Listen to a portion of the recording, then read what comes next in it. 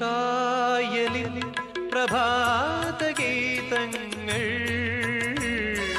കേൾക്കുമീ തുഷാര. നമ്മൾ സ്റ്റാഫിന് ഡിന്നർ കഴിക്കാനായിട്ട് നല്ല പൊറോട്ടയും മുട്ടക്കറിയായിരുന്നു. അപ്പോഴാണ് ഞാനൊരു കാര്യം ആലോചിച്ചത്, എനിക്ക് ഏറ്റവും കൂടുതൽ പൊറോട്ട ഇഷ്ടമുള്ള കറി എന്താണെന്നറിയോ?